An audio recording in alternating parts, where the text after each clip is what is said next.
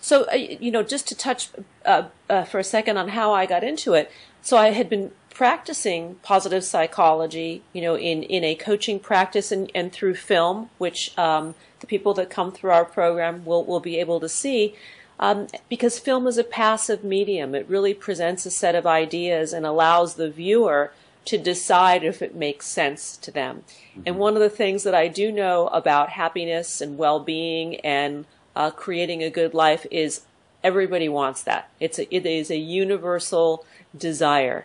And film has been a terrific medium to introduce this concept. Positive psychology has been an amazing set of tools and resources to reinforce it. And then there's just the aspect of seeing if this applies to civilian life. And this is how I got into it, is, seeing it applied to civilian life and then reading the horrible statistics of, suicide and addiction, and in many cases, some cases homicide, that are the results of post-traumatic stress. Why couldn't these tools be applied for combat trauma recovery?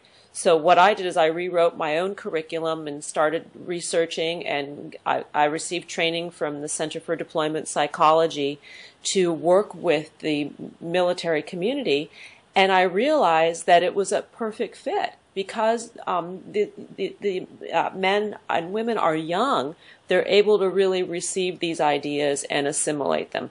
But having said that, I've worked with veterans that have been in Vietnam and even in Korea, believe it or not, and they get it. It just makes sense, because we're not teaching hogwash. We're not advocating abandoning one's own beliefs. We're asking that people really identify what they want in their lives and be re-empowered to take charge, that it doesn't have to be painful, that the suffering does not have to be perpetuated. The goal is to end needless suffering, not to wash away the suffering that was experienced. Yeah, I like that. I think it's interesting, too, that you have worked with veterans from different generations.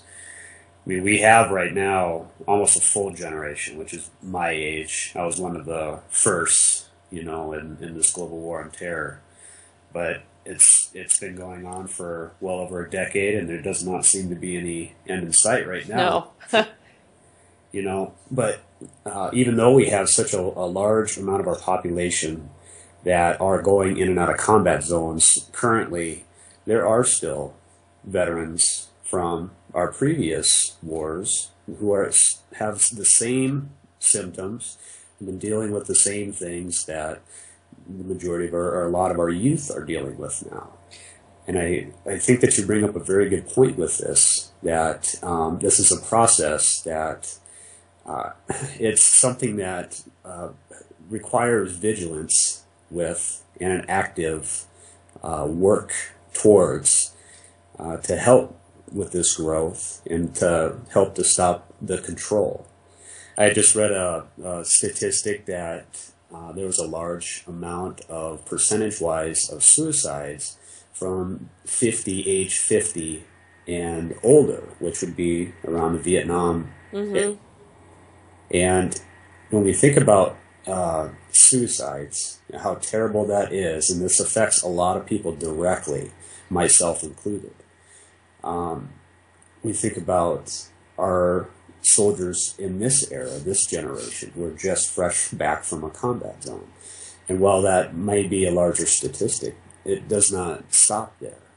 There's not, even though a good portion of time has gone between the Vietnam era generation, these symptoms are still very present.